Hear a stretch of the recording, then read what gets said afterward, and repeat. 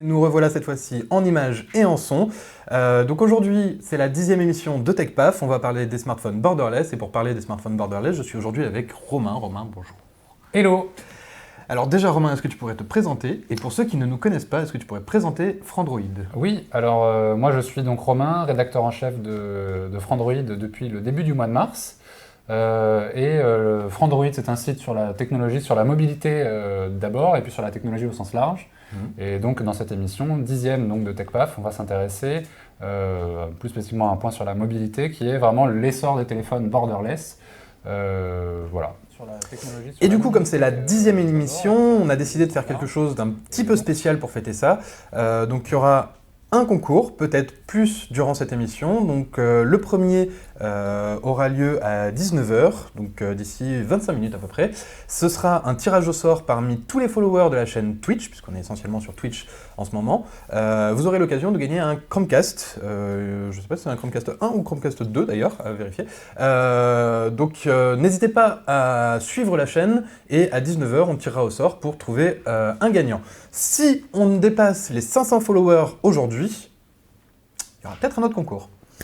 Donc, on peut commencer sur le sujet avec le fait que 2017 est une année un petit peu charnière dans le monde de la téléphonie mobile, puisqu'on a vu apparaître un nouveau format de smartphone un peu différent. Tout à fait. Je crois que c'est Samsung qui présente ça comme ça. En fait, Samsung, c'est vraiment un petit peu un des chefs de file du borderless, même si c'est pas le premier à le faire. C'est un chef de file du smartphone en général. En général, mais en particulier du borderless, parce que probablement avec le S8, c'est vraiment eux, sans doute, qui vont contribuer à démocratiser cette, entre guillemets, technologie sur le marché, à la portée, à la connaissance du plus grand nombre. Et je crois que c'est Samsung qui disait qu'il y avait un changement de paradigme. Alors forcément, ça va dans leur communication, puisqu'ils veulent pousser leur S8 tous les 10 ans. Et voilà, là, on est, je crois, 10 ans. C'était Sony. C'était Sony, pardon. Bon, bref. Sony, donc voilà, qui dit qu'on change de paradigme dans la mobilité tous les 10 ans. On est 10 ans à peu près après l'iPhone. Et du coup, voilà, on a vraiment un tout nouveau, un renouveau sur le plan du design qui arrive.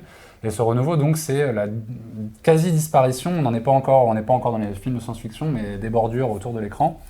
L'idée, c'est que l'écran, en fait, occupe une surface. Le rapport écran sur la surface avant du téléphone est maximal. Je crois maintenant qu'on approche des 80, plus de 80, on dépasse les 80%. Il me semble même que le Mi Mix dépassait les 90 déjà. Ouais. Mais le Mi Mix est un peu à part, parce que lui, il a vraiment des bords il a vraiment pas de bordure en haut. Ils ont supprimé pas mal de trucs. Donc ça veut dire voilà, que l'écran occupe quasiment toute la surface avant du téléphone. Là, on voit le Mi Mix à l'image, effectivement. Alors celui-ci, effectivement, comme on disait, il y a le cas particulier, c'est qu'il a une bordure assez épaisse encore en bas. Mais par contre, il n'a plus rien, ni à gauche, ni à droite, ni en haut. Ouais. Mais on reviendra un petit peu plus tard sur le Mix. Alors déjà, on va essayer de se concentrer un petit peu sur 2017. Là, on a deux smartphones phares qui arrivent incessamment sous peu. On a donc le S8 que tu viens d'évoquer, mais aussi un autre smartphone coréen, le LG G6, qu'on a d'ailleurs ici, qu'on a pu tester très récemment. Donc le test est disponible sur frandroid.com si vous souhaitez en savoir un petit peu plus sur ce téléphone. Et à eux deux, en fait, ils marquent les premiers pas de ces smartphones borderless en Europe, puisque des smartphones borderless, qu'on appelle borderless en tout cas, parce que les bords sont quand même là, ces smartphones borderless, on en a déjà vu auparavant, d'une façon ou d'une autre. Tu as évoqué le Mi Mix de Xiaomi qui est sorti en 2016, fin d'année 2016 en Chine et dans d'autres pays asiatiques. Mais il y a eu également d'autres smartphones qui ont essayé de tendre un petit peu vers cette pensée-là, vers la disparition des bords. Et c'est même d'ailleurs une tendance qu'on a vu apparaître déjà depuis plusieurs années, même sur nos smartphones européens, en tout cas en ce qui concerne les bordures latérales. Tout à fait, ouais. Ouais, c'est vrai que là d'ailleurs on a un exemple, lui c'est un modèle récent, donc, mais c'est le Sony Xperia XA1. Donc qui lui ne se prétend pas complètement borderless. Est-ce que tu pourrais l'allumer pour qu'on voit un peu on vient de le déballer, donc je ne sais pas s'il est encore... Je peux l'allumer effectivement, qu'on se rende mieux compte. Là on le voit, hop, ici. Donc ouais, effectivement, en fait là, donc voilà, ça c'est un modèle qui vient de sortir, mais c'est déjà une tendance, il est pas franchement très original sur le plan du design. On avait déjà des modèles comme ça, dont les bordures sur les côtés gauche et droit étaient déjà très fines. Qu'est-ce qu'on a d'autre ? Ça a commencé en fait avec chez Samsung, encore une fois, il me semble, avec les Galaxy S6 Edge, je crois que ça doit être le premier. Même avant ça, on avait déjà une tendance à réduire les bords, parce qu'il y a eu la tendance des écrans 2,5D avec la vitre qui débordait et qui donnait cette impression que l'écran débordait alors que c'était pas du tout le cas. Je me rappelle déjà à l'époque du Nexus 4, donc ça commence à faire, où on se disait waouh, mais l'écran il est beau, les bords sont vraiment réduits. De plus en plus, ils ont réduit ces bords latéraux, et effectivement, c'est Samsung une nouvelle fois qui a dépassé les limites avec tout d'abord le Galaxy Note Edge qui avait un côté incurvé et qui débordait sur le côté du téléphone, sur la tranche du téléphone, et le Galaxy S6 Edge sorti l'année suivante qui lui avait les deux bords incurvés et qui a totalement en fait détruit les bords latéraux. En effet, ouais, ce qui est amusant d'ailleurs, c'est quand on se souvient de la gamme Galaxy S, c'est que sur le S6 Edge, les bords étaient très incurvés. Puis sur le S7 Edge, un peu moins. Le Galaxy Note 7, il ne s'appelle pas Edge, mais ses bords étaient lui aussi incurvés. Et c'est aussi quelque chose, ça témoigne un petit peu de cet effort au départ qui était vraiment, on a voulu réinventer le design, et puis on s'est rendu compte que c'était pas forcément très ergonomique, donc on va y revenir. Mais de génération en génération, enfin d'année en année, les bords étaient de moins en moins incurvés. Mais en fait, dans le même temps, la technologie des écrans vraiment a évolué. Et l'écran en lui-même, parce qu'en fait, ce qu'il faut dire, c'est qu'au départ, le côté incurvé, comme on vient de le dire, c'était vraiment plus pour créer l'illusion de l'absence de bordure. Et avec le temps, ce qui s'est passé, c'est que les écrans, eux, ont réussi à vraiment s'élargir, à vraiment réduire les bordures. On le voit maintenant sur le LG G6. Le LG G6, pour le coup, il est complètement plat, il n'y a pas du tout de courbure de l'écran. Mais on a, il y a 1 ou 2 mm par rapport à la bordure du téléphone. Et donc il y a déjà une évolution dans le marché du borderless, quoi. Totalement. Et du coup, là, on a parlé des bordures latérales, mais la véritable révolution, donc comme on le disait, c'était essentiellement le Mi Mix qu'il a apporté l'année dernière avec la disparition totale de son bord supérieur, avec quand même une bordure inférieure un petit peu épaisse. Et là, on revoit cette tendance avec le G6, avec le S8, éventuellement avec d'autres smartphones qui arriveront plus tard dans l'année. On pense notamment au Mi 6 qui pourrait avoir un design un petit peu comme ça. On pense à l'iPhone 8, on pense à d'autres acteurs encore qui pourraient se lancer sur ce marché et d'autres qu'on connaît un petit peu moins. Je pense notamment à un article qui est paru ce matin sur un certain Maze Alpha. Donc une marque que je ne connaissais pas, je ne sais pas si toi tu la connaissais. Non, moi non plus. Non.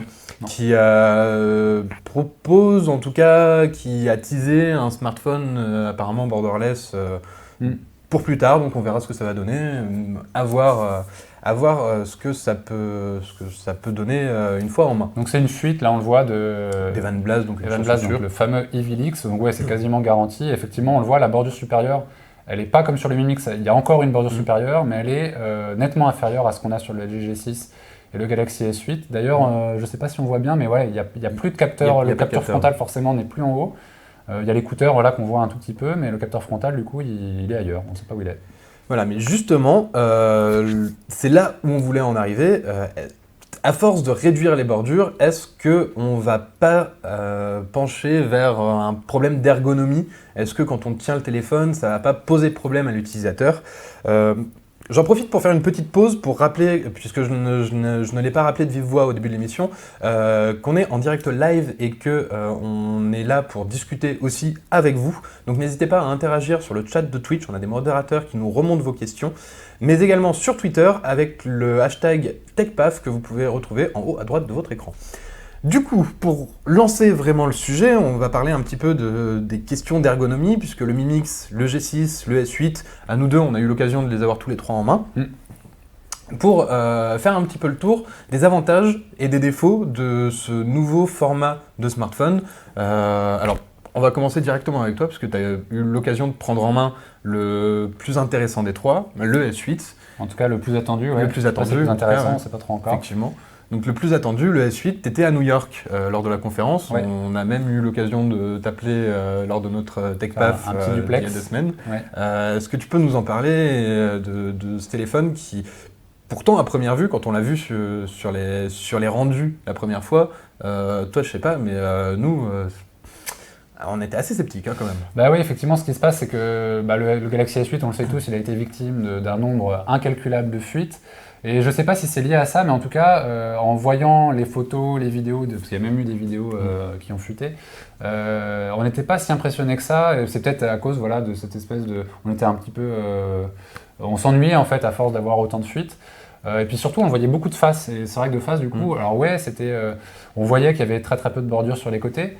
Mais en fait, en le prenant en main pour la première fois en vrai de mes propres yeux, c'est vraiment là que moi, ça m'a vraiment impressionné. Parce qu'en fait, j'en reviens du coup à cette histoire de bord incurvé. Là, c'est très bien géré en fait. La courbure est pas très importante. Et en fait, elle commence très tard en fait. Ça descend vraiment sur les tout derniers millimètres de l'écran. Justement, j'en profite pour te couper parce qu'on a Batix23 qui nous demande est-ce que les bords du S8 sont aussi gênants que les bords du S7 Edge? Alors moi, je vais pas forcément savoir répondre à cette question parce que le S7 Edge, je l'ai quasiment jamais utilisé. Mais ce qui est sûr, c'est que je l'ai quand même pas mal pris en main ce S8 finalement aux 2 événements auxquels j'ai assisté pour le lancement. Et il n'y a jamais eu de moment où en l'attrapant, par exemple, la paume de ma main activait l'écran tactile. Ça s'est jamais arrivé.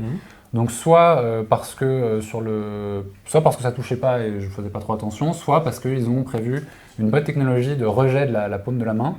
Mais de ce point de vue-là, pas de problème. Alors que l'écran est quand même vachement grand et qu'il y a quand même, dans la manière dont on le tient, on le voit aussi avec le G6, il faut quand même qu'on déplace la main et ouais, donc il y a pas forcément des moments où la main qui tient le téléphone et pas le doigt qu'on va poser dessus est très très proche de l'écran. Mais ça m'a pas posé de problème du tout sur l'utilisation du S8. Et au niveau du confort d'utilisation, parce que moi j'ai été un utilisateur de S6 Edge pendant très longtemps, j'ai eu l'occasion d'essayer le S7 Edge pendant un petit moment aussi. C'est vrai qu'en main, le fait que le bord soit un petit peu arrondi, ça fait que les tranches sont plus fines et cisaillent un petit peu la main si on le tient un peu fermement. Est-ce que tu as eu l'occasion de voir un petit peu ça avec le S8? Alors sur le S8, ça c'est un problème qu'on n'a pas pour le coup. Le niveau de finition est vraiment très très bon. Donc en tout cas, moi je pense que c'est des prototypes encore que j'ai vus. Sur les prototypes que j'ai vus, il n'y avait pas du tout ce phénomène-là. L'intégration entre le verre incurvé qui est sur les 2 faces et le cadre en métal, aucun problème, ça a l'air d'être complètement fluide. Et j'allais dire quelque chose, oui, sur la taille de l'écran, effectivement, il y a le problème sur le plan ergonomique, c'est la vraie promesse en fait de ces téléphones borderless, c'est d'avoir dans un boîtier à peine plus grand que, il me semble que le S8, son écran fait 5,8 pouces. 5,7 non 5,8 je crois. Et que c'est 6,2 pour le S8 Plus. Okay. Et donc on a une diagonale de 5,8 pouces dans un boîtier qui est à peine plus grand que celui d'un S7 non Edge. Qui lui fait 5,1 5,1 ou 5,2 5,1 je crois. Donc la promesse, voilà, c'est d'avoir un écran très grand dans un boîtier pas plus grand qu'avant. Donc ça c'est très cool parce que du coup voilà, on a un téléphone qui continue à rentrer dans la poche avec un écran gigantesque.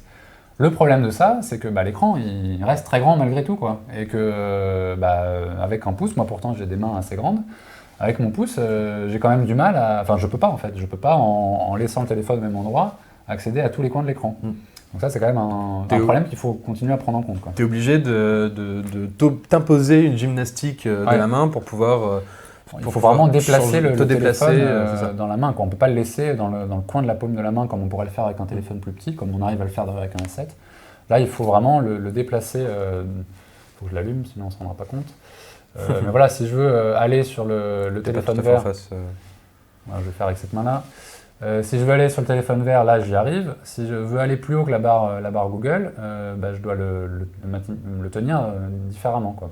Donc, au risque de le laisser tomber au passage, puisque là tu ne le tiens pas par en dessous, donc tu as intérêt à le tenir quand même très fermement. On ne peut pas accéder à la fois aux éléments de réglage là-haut et en même temps aller chercher une icône tout en bas. Il faut le ressaisir différemment entre les deux, quoi.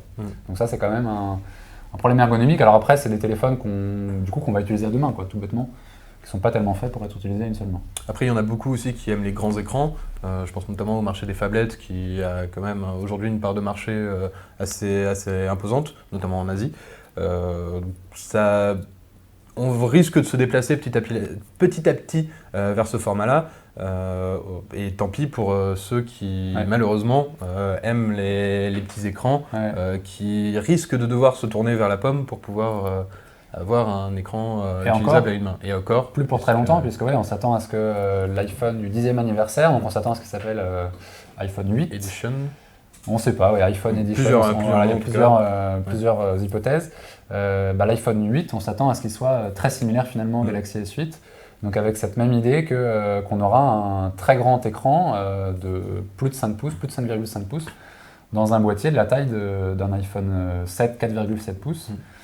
Donc ouais, à mon avis, il faut se préparer à l'idée qu'on ne pourra plus utiliser son smartphone à une seule main. Après, du moins pas en faisant pas mal de gymnastique avec la main. Après, pour faciliter un petit peu cette utilisation, il faut voir que LG et Samsung ont pris le parti de modifier le format de leur écran, de ne pas rester cantonné au 16 neuvième comme sur les écrans habituels, mais de passer plutôt au 18 neuvième pour LG ou 18,5 neuvième pour Samsung, ce qui fait que l'écran est plus grand, certes, mais aussi plus allongé, enfin surtout plus allongé en fait. Ouais, tu fais très bien de le préciser parce qu'effectivement, il me semble que vraiment à quelques millimètres près, la largeur de ces écrans est similaire aux écrans des téléphones de génération précédente, et vraiment ce qui en fait... D'ailleurs, il me semble qu'en termes de largeur, le S8 et le S7, ça se joue vraiment à rien du tout. Ouais, c'est 2, 3, peut-être 5 mm maximum, donc vraiment l'écran s'agrandit en hauteur. Et on n'a pas encore eu l'occasion de faire un article là-dessus, mais il va vraiment falloir qu'on le fasse avec des schémas, etc. Des calculs savants. Exactement, parce qu'en fait, ces histoires de diagonale, on s'en rend pas trop compte, mais justement liées au ratio de l'écran. En fait, plus le ratio s'allonge et plus la diagonale augmente, alors que la surface de l'écran n'est pas tellement supérieure. Et on en a parlé justement entre nous il y a une pause déjeuner il y a quelques jours. Je me souviens plus de quel téléphone je comparais, mais je crois que c'était sans doute le S7, le Galaxy S7 non Edge. Je sais plus desquels on parlait, mais oui, c'est possible. C'est dommage que je m'en souvienne plus, mais en gros, un écran 18:9 de 5,8 pouces, sa surface, je m'en souviens maintenant, sa surface est la même de celle d'un écran 16:9 de 5,5 pouces. Donc ça, c'est quand même quelque chose qu'il faut prendre en compte, c'est que la diagonale aujourd'hui ne dit plus tout, il faut vraiment prendre en compte le ratio également. Et je pense que maintenant, on va beaucoup parler ce serait intéressant de l'intégrer dans tous nos articles, de la surface de l'écran, puisque ça rentre pas mal en compte. Et sur l'ergonomie, il y a aussi cette histoire de largeur, où finalement le téléphone n'est pas plus large, et du coup, on arrive pas mal à le tenir en main. Après, il faut voir que là, c'est le tout début des smartphones avec des écrans borderless et surtout étirés avec un ratio à 18:9 ou 18:5 neuvième. Google a en tout cas mis à jour ces principes destinés aux développeurs pour que chacun puisse préparer ses applications pour ce format d'écran et éventuellement les rendre plus ergonomiques. On a vu aussi certaines applications perdre le menu hamburger en haut à gauche de l'écran pour retourner des menus comme on peut retrouver sur l'iPhone avec une barre en bas, qui vont plus s'adapter justement à ce genre de format. Tout à fait. On a quelques questions sur la fragilité. La question de la fragilité de ces écrans, en fait, ça change pas grand-chose, puisque en fait, depuis toujours, les écrans, enfin la plupart des smartphones, la face avant est du verre, qui recouvre de A à Z. Sur beaucoup de téléphones, c'est le cas. Ce qui change, en fait, c'est la taille de l'écran en dessous, mais finalement, la face protectrice, elle est la même, et elle est toujours Gorilla Glass 3, 4, 5. Il y a un cas spécifique sur le LG G6, tu peux nous en parler ? Le LG G6 du coup possède un revêtement Gorilla Glass 3 sur la face avant du téléphone, donc pour protéger l'écran, et sur les objectifs, et du Gorilla Glass 5 sur le dos de l'appareil, ce qui est assez étrange. Alors ça peut s'expliquer du fait que le 3 résiste mieux aux rayures au choc qu'aux rayures. Et donc on préfère éviter les chocs sur son écran et sur les objectifs et les rayures sur le dos pour des questions cosmétiques. Après, c'est pas tout à fait vrai dans le sens où un choc frontal a que très peu de chances finalement de casser l'écran, surtout quand il est déjà protégé par un revêtement de la sorte, et que les ennuis les plus courants, c'est quand le téléphone tombe en fait sur le coin. Si je le mets ici, ça ne marchera pas. Tombe sur le coin. Là, si le téléphone prend un choc vraiment très fort, on va avoir une fissure qui va partir du coin et remonter tout le long de l'écran. Pour revenir un petit peu quand même à l'ergonomie, toi apparemment sur le S8, ça s'est plutôt bien passé. Ouais. Moi, j'ai eu quelques petits problèmes sur le G6 lors de mon test, puisque, alors, c'est un très bon téléphone. Comme on le disait, il est un petit peu grand pour une utilisation à une main. C'est pas grave, j'ai encore mes deux mains, donc j'ai pu l'utiliser à deux mains. Ça m'a pas empêché, par contre, de le laisser tomber en essayant justement d'ouvrir le panneau de notification ou d'activer, désactiver le Wi-Fi, justement en essayant de le prendre différemment. Et comme je suis très maladroit, shame on me, mais voilà, il est tombé. Désolé LG, c'était votre téléphone, mais il n'est pas cassé, promis. Il a résisté, ouais. Il a résisté, il a bien moi, résisté. franchement, tu ne l'aurais pas dit, je n'aurais pas vu. Il est très résistant, hein, parce qu'il n'est pas tombé plus qu'une seule fois, donc c'est une bonne chose. Il est comme neuf. Hein. Oui, il est comme neuf. Bravo LG. Par contre, ça m'est arrivé. Alors, j'ai essayé de me mettre ici. Hop, c'est un truc tout bête, mais quand je prends mon téléphone, je mets toujours mon petit doigt en dessous pour éviter qu'il tombe, parce que justement, comme je le disais, je suis très maladroit. Et quand on le prend à une main et qu'on veut essayer de faire une photo, des fois, il m'arrive de mettre mon doigt sur le bord pour pouvoir le tenir fermement et Wow. voilà, je l'avais prévenu, et ne pas trop trembler quand je prends la photo. Du coup, quand on met son doigt sur le bord du téléphone comme ça, et ben ça touche l'écran. Et là, pour le coup, il ne détecte pas il détecte faut prendre pas en compte ce doigt-là. C'est ça. Et ça m'est arrivé plusieurs fois de vouloir prendre une photo et que la photo ne se prenne pas parce que justement mon doigt était présent sur l'écran. Donc ça faisait du multitouch, quoi. Il s'attendait à ce que tu sois en train de zoomer, quelque chose comme ça. C'est ça. Et du coup, Android prend en compte le multitouch. Donc on peut utiliser jusqu'à 10 doigts en même temps, mais pas partout. C'est-à-dire que sur l'accueil, on ne peut pas utiliser 10 doigts en même temps. Si on appuie avec un doigt sur l'écran d'accueil, on peut essayer de faire ce qu'on veut avec le deuxième, ça ne marchera pas. Et c'est le cas aussi sur l'appareil photo. Et du coup, ça, c'est un problème que je n'avais pas eu auparavant, que je n'avais même pas eu avec le S6 Edge, parce que pas imaginé parce que je mettais une coque. Mais c'est vrai que ça m'est déjà arrivé sans coque d'avoir ce même problème sur la 6 Edge, et j'ai peur que avec la disparition des bords, on ait ce problème-là de plus en plus. Et j'espère vraiment, sincèrement, que Google va y penser à force, à terme, et qu'ils pourront prendre en compte comme Apple le fait finalement, puisque Apple le fait très bien, notamment sur ses iPad mini. Oui. Qui ont des bordures très très fines sur les côtés, et quand on pose les pouces pour tenir la tablette, quand on tient la tablette à la verticale, qu'on pose ses pouces sur l'écran, on peut naviguer sans problème. Le pouce est reconnu en fait comme un pouce de maintien, de suspens sur le téléphone. On a beaucoup de questions. On a beaucoup de questions, on va essayer de répondre un petit peu aux questions. Déjà, il y a une première question. Est-ce que le S8 et le G6, etc. sont des phablettes ? Alors ça, c'est un long débat. La phablette, au départ, c'est le Galaxy Note premier du nom, qui faisait quoi, 5,5 pouces ? 5,5, exactement. Et donc voilà, 5,5 pouces aujourd'hui, c'est un smartphone. C'est devenu un smartphone.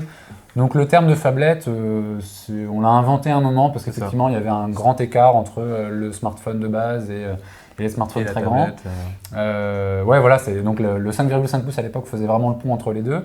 Maintenant, on a vraiment de toutes les diagonales, donc ce terme-là, il se décale en fait d'année en année. Donc, phablette, finalement, on y pense plus pour des écrans de 5,9 et plus aujourd'hui, et donc avec des écrans de 5,7, surtout en 18,9 qui sont plus grands que larges, on n'a pas l'impression d'avoir une phablette en main. Ils sont grands, c'est sûr, on l'a déjà dit et répété plusieurs fois depuis le début de l'émission, mais moi j'ai pas cette impression d'avoir un téléphone énorme dans la main non plus. Non, c'est vrai. Non, parce que comme on le disait, voilà, le téléphone n'est pas plus grand qu'un téléphone de la génération d'avant. Mais voilà, donc cette définition de phablette, elle est mouvante et d'année en année, elle se décale. Et là, on se rapproche des 6 pouces, quoi, pour le terme phablette. On a Sef qui nous pose une question assez intéressante. Il se demande si le succès du borderless n'est pas simplement dû au fait qu'on a enfin du changement dans le design, plus que le principe lui-même qui n'a aucun avantage. C'est une très bonne question. Et la réponse, je dirais, est oui et non, puisque clairement là, ce qui nous plaît à tous, c'est, comme je le disais en début d'émission, le renouveau un petit peu du smartphone, un nouveau paradigme, un nouveau départ, etc. En même temps, la question qu'on peut se poser, c'est, sur le plan du design, qu'est-ce qu'il pouvait faire d'autre, de vraiment nouveau, que de faire ça, quoi, que d'agrandir vraiment l'écran en surface. Moi, personnellement, j'ai pas de meilleure idée.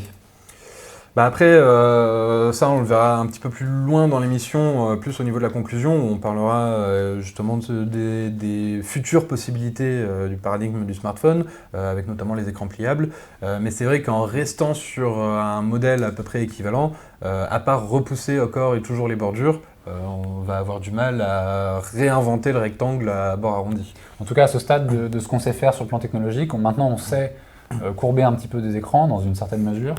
Avec ce qu'on sait faire aujourd'hui, on ne peut pas faire autre chose, à mon avis. Après, pour répondre à la question, de mon point de vue en tout cas, de toute façon, le borderless n'apporte absolument aucune utilité supplémentaire au smartphone en lui-même, si ce n'est d'avoir un plus grand écran dans un gabarit plus contenu.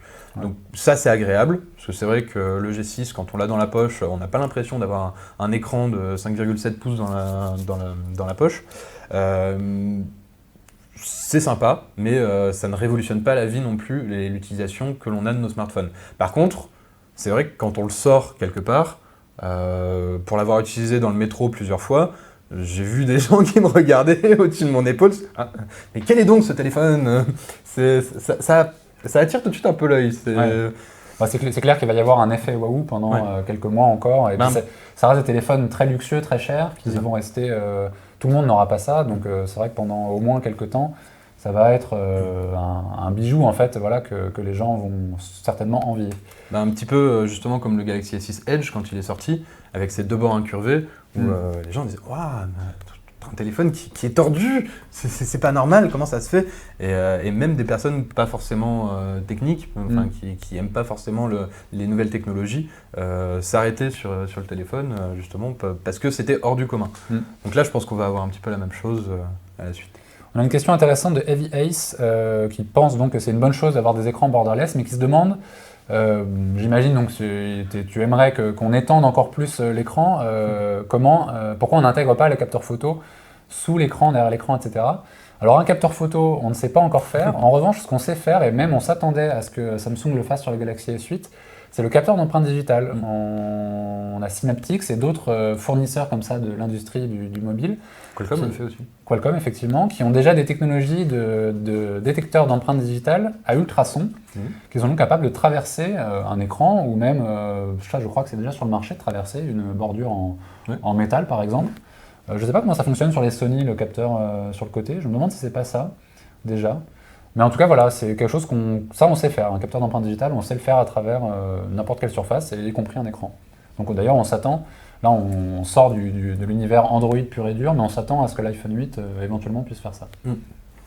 Et si je dis pas de bêtises, il y a Xiaomi qui a déjà intégré des capteurs Sense ID de Qualcomm sur le Mi 5S, mais par contre qui a gardé quand même le bouton physique du capteur, puisque la technologie n'est pas encore assez performante pour être aussi réactive qu'un capteur traditionnel.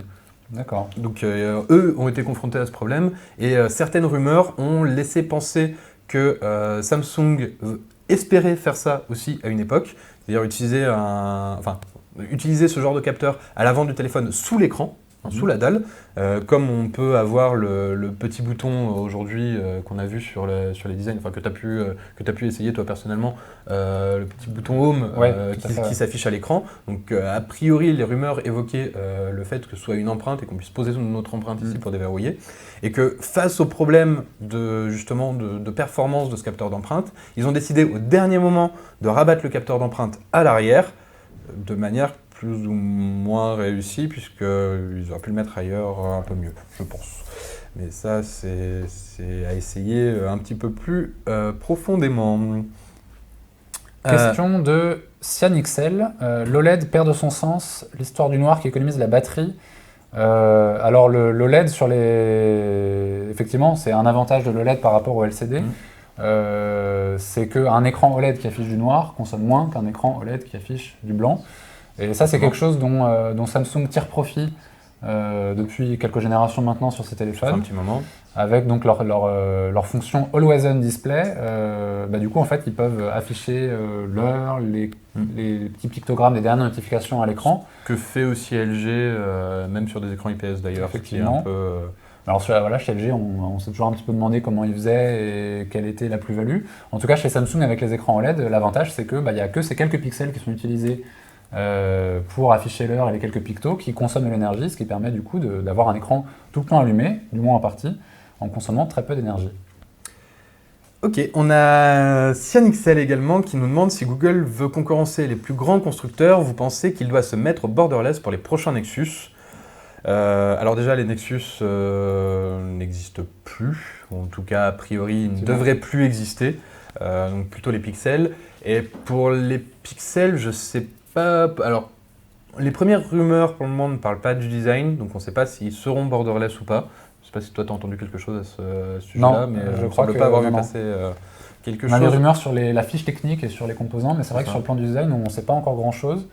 Et à ce stade, on n'a pas encore entendu parler d'un Pixel borderless. Ouais. Donc à voir. Est-ce qu'ils veulent réellement concurrencer de toute façon leurs partenaires?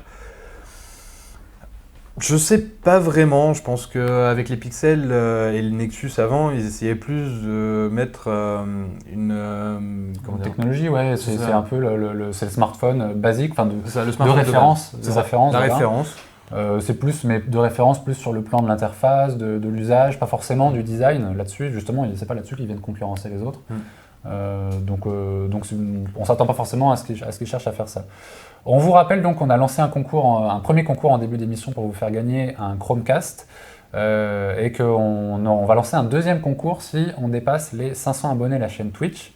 Et les abonnés à la chaîne Twitch, qu'est-ce qu'ils ont? Ils n'ont pas de pub, ils ont droit à des emotes, des emojis personnalisés. Pour le chat de Twitch. Et si vous êtes abonné à Twitch Prime, c'est gratuit. Voilà. Donc abonnez-vous, on lance un deuxième concours si on passe les 500. Et du coup, le premier concours est terminé. On vous l'avait dit, qu'on ferait un tirage au sort à 19h, il est 19h06. On a Lou, notre community manager, social media manager, pardon Lou, qui a fait le tirage au sort. Et c'est donc Marouf qui recevra un Chromecast très prochainement. Donc à voir les modalités avec Lou, notre social media manager, qui reviendra vers toi dès que possible. Donc n'oubliez pas qu'un deuxième Chromecast est éventuellement à gagner à la fin de l'émission si vous êtes plus de 500 à suivre la chaîne sur Twitch. On va essayer de reprendre un petit peu les questions du coup avec Android Windows. Est-ce que ça existe des coques pour G6 ou S8, mais des coques en un TPU? En un morceau. Alors TPU, je ne sais pas de l'acronyme de quoi c'est, mais des coques en un morceau. Du coup, le S8, on a vu des coques particulièrement moches en deux morceaux. C'est ce que j'allais dire, voilà. Parce qu'effectivement, c'est un peu le problème de ces téléphones, c'est que là, leur plus gros point fort, c'est le design. Donc il y a quelques coques, il y a une coque, il y a d'autres coques évidemment. Alors, coques, oui. Effectivement, tu avais fait un article sur cette coque très moche. Alors pour la petite anecdote, les représentants de Samsung, le jour du lancement, eux-mêmes ne savaient pas trop comment présenter ça. Ils présentaient ça comme un bikini pour smartphone. Un bikini pour smartphone, c'est original. Ça en dit long. Mais il y a d'autres coques. Il y en a une qui est assez jolie pour le coup, qui ne dénature pas trop le téléphone. Avec le rabat. Il y a celle effectivement avec le rabat qu'ils ont évidemment reconduite puisque c'est un gros succès chaque année. Il y a une nouvelle coque donc là qui elle est intéressante avec une espèce de cuir, comment on peut appeler ça? Pas moustache. Comment tu dis? Pas moustache. Non. Un joli cuir en fait, vraiment doux, sympa. Et puis il y a l'habituelle coque transparente qui permet quand même de ne pas masquer le joli design du S8. En tout cas c'est des coques, elles sont TPU plastique souple. Plastique souple, oui, donc cette coque dont je parlais, transparente, elle est souple. Voilà. Donc en tout cas sur le S8 c'est prévu. Donc il existe des coques pour ceux qui n'ont pas envie de casser leur téléphone. Après, moi je suis contre les coques en général, même si je suis très maladroit. C'est vrai que je trouve ça dommage d'acheter un téléphone à 800, 900, voire plus euros, bien sûr, ou dollars, et de mettre une coque à 20 balles dessus pour le protéger et le rendre moche. alors que l'un des principaux attraits justement de ces téléphones, c'est leur design. C'est-à-dire qu'en fait, quitte si vous envisagez d'acheter un S8 et d'y mettre une coque, donc de perdre un petit peu son joli design, il vaut peut-être mieux que vous attendiez quelque chose comme un OnePlus 5, qui devrait avoir une fiche technique à peu près, en tout cas en phase avec un S8, à un tarif nettement inférieur. Donc voilà. Si le design c'est pas votre critère premier, attendez quelques mois, il y aura des choses plus intéressantes à vous mettre sous la dent. Certainement. On va essayer d'avancer un petit peu parce qu'on parle on répond beaucoup aux questions, mais du coup on n'avance pas trop. On va peut-être répondre juste à Batix23 qui nous demande est-ce que les borderless sont meilleurs incurvés. Donc là on va pouvoir justement rebondir un petit peu sur la question et parler un petit peu de tous les téléphones, puisque pour le moment on a parlé essentiellement du G6 et du S8, qui sont les deux principaux concurrents qu'on a en ce début d'année et qui sont disponibles qui seront très prochainement disponibles en France. Mais il existe aussi d'autres smartphones borderless, notamment le Mi Mix, qu'il est déjà possible d'importer chez nous.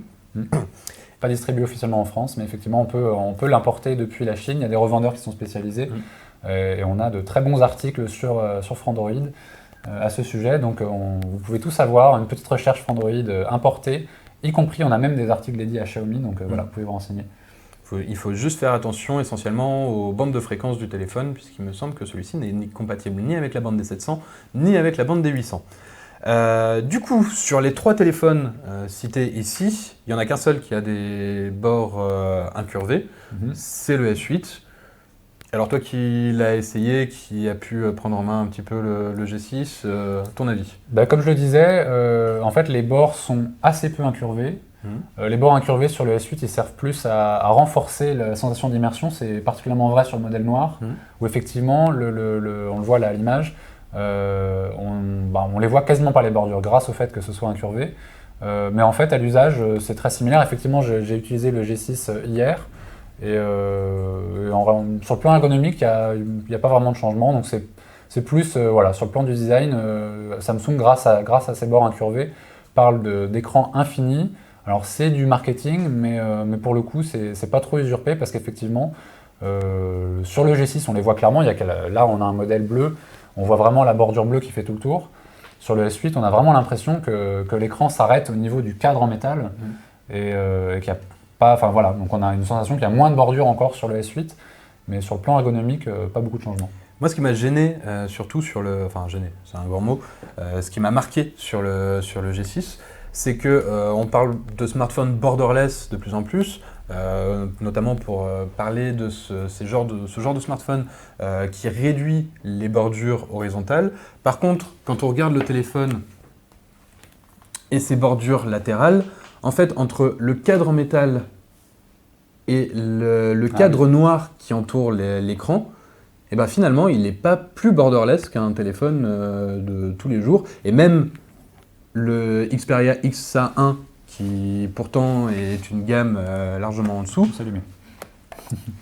lui a des bords qui donnent l'impression d'être plus réduits. Avec ce fameux verre de 2,5D effectivement dont on parlait. Donc 2,5D c'est le verre qui est incurvé. L'écran lui est complètement plat, mais le verre est incurvé. Je veux plus s'allumer ce vilain. Mais effectivement, du coup, sur le plan latéral, c'est vrai qu'il n'y a pas beaucoup de ce point de vue-là, c'est pas franchement une innovation. Ouais. Par contre, en haut et en bas, il n'y a pas photo, les bords, c'est autre chose. C'est clair. Ça a tout de suite beaucoup plus de classe chez LG à ce niveau-là. On a un nouvel abonné, donc merci à Black Phoenix pour la souscription. Et on rappelle donc 500 abonnés, un deuxième Chromecast à gagner. Alors c'est pas tout à fait ça, c'est 500 qui nous suivent. 500, et en plus vous pouvez vous abonner bien sûr à la chaîne pour nous soutenir et effectivement, on peut que vous remercier. Donc pour rappel, n'hésitez pas, à 500 abonnés, on vous fait gagner un nouveau Chromecast sur la chaîne. On a Tagar95 qui nous demande si les prochains coloris du S8 arriveront et si oui, quand. Alors en fait, les prochains coloris, il n'y en a pas vraiment, puisque Samsung a fait le choix pour la France, et je ne crois pas me tromper en disant pour l'Europe, de n'en proposer que 3. Donc on a le noir, le orchid, qui est une sorte de gris bleu, Et on a un troisième qui est un gris plus... Gris plus silver. Ouais, ils appellent ça silver. Ah ouais. Et il y a d'autres coloris qui sont pour d'autres régions du monde. Il y a un bleu plus prononcé. Un émeraude, il me semble, non? Vert. Je sais plus, parce qu'entre les rumeurs, effectivement, il y avait plein de couleurs dans les rumeurs et je sais plus trop. Il y a un bleu plus prononcé et encore une 5e couleur, mais qui n'est pas du tout prévue pour le moment en France. Et peut-être que ça changera si vraiment ça se vend énormément dans le reste du monde.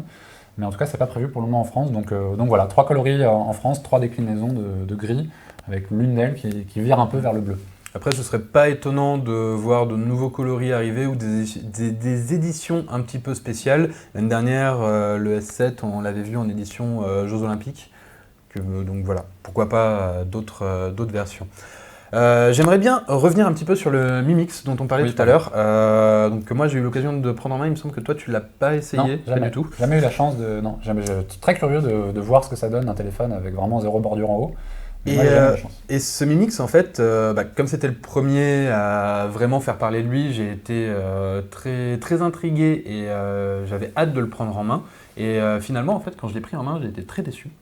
Puisque déjà Xiaomi a servi une copie très épaisse, très lourde, qui finalement est très désagréable à prendre en main. Ouais, il est encore plus grand, je crois que c'est 6,4 pouces, c'est ça? Je sais plus combien il fait. C'est vraiment très très grand, je crois. Je sais plus exactement combien il fait, mais il me semble que c'est ça. Et du coup, même si le gabarit du téléphone est plus petit, alors si je dis pas de bêtises, c'est le même gabarit qu'un iPhone 7 ou iPhone 7 Plus. D'accord. Pour un écran qui est largement plus grand. Et j'ai été très déçu par cette prise en main et également par le fait que pour réussir cet exploit, Xiaomi a été obligé de retourner tous ses capteurs en bas du téléphone. Et ce qui oblige à retourner le téléphone, par exemple, quand on veut prendre un selfie, ce qui est anti-ergonomique au possible, en fait. Ils ont essayé de tout miser sur le design sans penser réellement à l'expérience utilisateur, ce que justement Samsung et LG ont essayé de faire un petit peu avec leur téléphone. Et je trouve qu'ils sont beaucoup plus réussis que le Mi Mix, dont pourtant j'attendais énormément. Et j'ai été très déçu par ce téléphone. C'est sûr qu'en attendant qu'on soit capable de mettre un capteur photo en dessous d'une dalle, mais je sais pas je sais pas si on peut le faire physiquement. Je pense qu'à un moment on va avoir un problème, ne serait-ce que pour l'objectif. Oui. Parce que de toute façon l'objectif doit bien dépasser un petit peu, en tout cas de l'écran, pour qu'on puisse... Donc c'est un choix à faire entre le zéro bordure, comme on peut voir dans la science-fiction, et avoir un appareil photo utilisable. Et donc voilà. Alors après, il y a eu des concepts, justement, quand le Mi Mix est sorti, pour un possible Mi Mix 2. Donc Xiaomi a déjà confirmé qu'il y aurait un Mi Mix 2, que celui-ci serait encore plus borderless. Si je dis pas de bêtises, il passe de 91 à 94% de ratio écran-gabarit. Bon, alors après, les calculs de Xiaomi ne sont pas tout à fait justes. Je sais plus, je crois que c'était Android Authority qui s'était amusé à recalculer et qui avait enlevé les bords noirs, etc. Et qui s'était aperçu que le 91 était un petit peu exagéré. Mais bref, tout ça pour revenir au Mi Mix. Il y a eu des concepts qui sont sortis pour essayer d'imaginer à quoi pouvait ressembler le véritable smartphone sans bordure, sans aucune bordure, puisque là on a quand même une bordure inférieure qui est un petit peu grosse, avec notamment, on peut le voir sur la deuxième image, si la régie peut l'agrandir, celle-ci, où l'appareil photo en fait sort un petit peu. Il est derrière et c'est un petit clip qu'on peut juste faire remonter, ce qui règle le problème justement de l'appareil photo. J'avais oublié cette solution et il y a un fabricant chinois, je ne sais plus exactement lequel, je me demande si c'est pas Oppo. Oppo l'avait fait, ouais. Je sais plus, mais qu'importe. En fait, c'est vrai que sur tous les smartphones, on a deux capteurs parfois au dos. Enfin, en tout cas, on a au moins un lot de capteurs au dos, un autre lot de capteurs en façade, ce qui finalement est un petit peu du gâchis.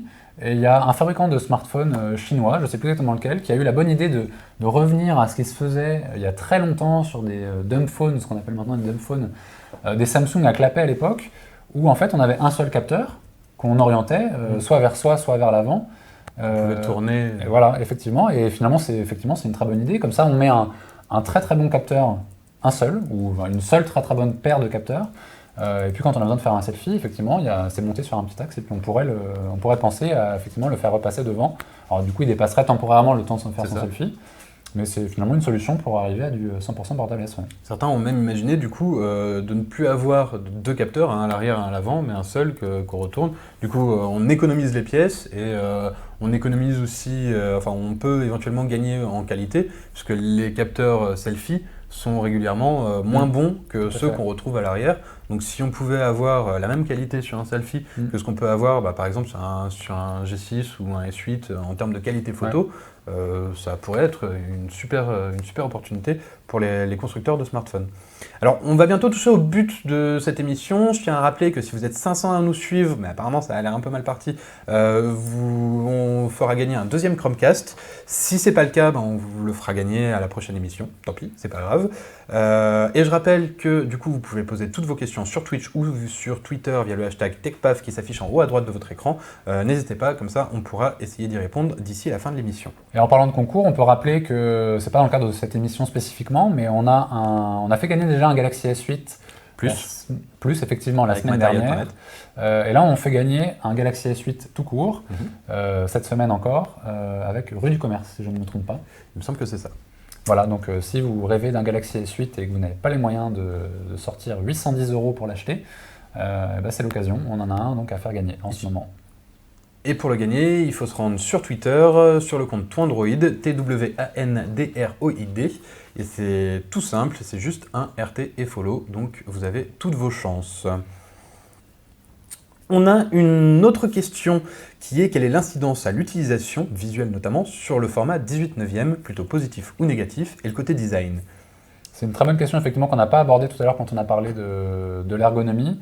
En fait, sur la plupart des applications, depuis quelque temps, j'ai l'impression que les développeurs Android ont fait en sorte que leur application s'adapte à toute définition et ratio d'écran. Donc la plupart des applications lambda, disons, s'adaptent sans problème aux écrans 18/9 ou 18,59, enfin de n'importe quel ratio. Il y a un souci en revanche, c'est sur les vidéos. C'est quand même un usage assez courant sur les smartphones. C'est par exemple de regarder des vidéos YouTube sur son smartphone. Toutes ces vidéos, elles sont en 16:9. Et forcément, du coup, on a des barres. Elle n'occupe pas tout l'écran. Donc l'application est bien en 18/9, mais la vidéo en elle-même est en 16/9, et ça, du coup, on peut pas le changer. Alors par contre, que ce soit LG ou Samsung, l'un comme l'autre a ajouté une petite fonctionnalité logicielle qui permet, quand l'application n'est pas compatible avec le format 18/9 ou 18/5/9, de forcer l'affichage, et du coup, ça va zoomer un petit peu dans l'écran.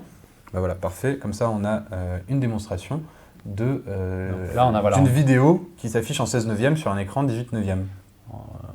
La luminosité n'est pas très bonne, mais voilà, là, quand on a un fond blanc sur la vidéo, on voit bien qu'il y a des bordures finalement assez larges, noires sur les bords de l'écran. Ça, c'est un petit peu dommage. Mais globalement, voilà, c'est à peu près le seul usage dans lequel ça pose problème, puisque dans tout le reste des applications, il n'y a pas de problème. On le voit, même un navigateur. Le navigateur, il s'adapte. Moi, j'ai utilisé Waze et Google Maps quand je l'ai essayé, et ces applications-là s'adaptent très bien. Après, pour les jeux, c'est un petit peu plus difficile. En général, on a un affichage qui est prévu pour du 16/9. Du coup, on peut forcer le passage en plein écran. Et dans ce cas-là, ça va réduire un petit peu l'affichage, comme je disais. Ça va cropper dans l'image. Donc c'est où? Moi, j'ai pas encore trop approfondi. C'est mise à l'échelle? C'est ça. Ah oui, donc pour chaque application, du coup. Pour chaque application, tu peux choisir de le mettre soit en 16,7:9, qui est un compromis entre les deux, soit en 16/9, soit en 18/9. Effectivement. Donc effectivement, il y a sans doute des applications qui ne s'adaptent pas du tout, et dans ce cas-là, on peut vraiment les passer en 16/9. Elles fonctionnent comme elles fonctionneraient sur n'importe quel téléphone. Et éventuellement, on peut pousser jusqu'au 18/9, donc là, ça occupe tout l'écran. Voilà. Ok, du coup je crois qu'on a fait à peu près le tour pour les téléphones actuels. Au-delà de ce téléphone, justement, on en discutait un petit peu tout à l'heure, on se disait que les smartphones aujourd'hui ont atteint une maturité, qu'on a vraiment l'impression d'avoir le smartphone tel qu'il devait être, tel qu'il est pensé pour être, et que aujourd'hui, si on veut aller encore plus loin, à part réduire encore un petit peu les bordures et rajouter un peu de puissance ou de l'autonomie, il va falloir vraiment révolutionner le marché. Et du coup, à ton avis, les prochaines révolutions, justement, qu'est-ce que ça pourrait être? Est-ce que tu y as réfléchi déjà? Pas vraiment. Ouais, tu me prends un petit peu dépourvu. Peut-être qu'on peut imaginer, il y a aussi une chose qu'on maintenant on commence à savoir faire avec des écrans, c'est des écrans qui ne soient pas rectangulaires. Alors sur le plan ergonomique, je ne sais pas du tout ce que ça donnerait, mais on commence à avoir des écrans, il y a le HTC Ultra et le LG V20, qui ont des écrans en forme de L. Alors le L, c'est juste finalement un petit coin qui n'est pas occupé, mais en tout cas ça montre bien qu'on sait faire des écrans qui ne sont pas complètement rectangulaires. Et d'ailleurs, c'est l'occasion de, c'est pas le futur, mais de revenir sur le G6 et le S8 dont les bords sont arrondis pour renforcer le côté immersif. Donc ça, c'est une première piste. Et la prochaine piste, on le voit à l'écran là, c'est les écrans pliables. Donc là, on l'a dit un petit peu dans l'émission. Aujourd'hui, on sait faire légèrement incurvé. Ce qu'on saura faire un peu plus tard, c'est en développement. C'est des écrans qui sont complètement flexibles et qu'on peut plier. Donc là, on a un concept c'est un concept d'un designer indépendant. Il a mis le logo Samsung, mais c'est pour juste donner l'exemple d'un téléphone qui pourrait former un grand carré quand il serait déplié, mais qui pourrait surtout, une grande tablette, mais qui pourrait surtout se replier et former la taille d'un smartphone normal une fois replié. Et donc ça, en fait, si le logo Samsung est là, c'est parce que justement, c'est basé sur un brevet de Samsung qui a été déposé. J'oubliais. Donc pour le moment, on a des schémas de Samsung qui ressemblent plus ou moins à ça. Après, ça reste un dessin d'un rectangle avec les coins arrondis. C'était pas aussi poussé que ça. Et on attend de voir ce que ça va donner, en espérant que ce soit aussi beau et assez praticable. D'ailleurs, cette année, les rumeurs évoquent un certain Galaxy X, qui serait justement ce genre de téléphone. C'est celui-ci qui est imaginé par ce concepteur. Les rumeurs l'évoquent en tout cas pour la fin de l'année, mais un représentant de Samsung Display a précisé qu'aujourd'hui on a avec le Galaxy S8 justement un nouveau design qui est lancé, qu'on a une nouvelle façon d'aborder le smartphone qui arrive, et que du coup, ça leur laisse le temps de voir jusqu'en 2019 pour imaginer l'écran pliable. Donc, pas sûr que ce soit réellement... Ils vont peut-être nous présenter des concepts, comme ça se fait beaucoup, mais oui, ce sera sans doute pas commercialisable. Il l'avait déjà d'ailleurs fait en 2012 lors du CES, où on avait vu une vidéo, je crois que je le répète à chaque TechPaf, où on voit un homme essayer de draguer une fille dans un bar avec son téléphone qui déplie en tablette un petit peu sur ce concept-là.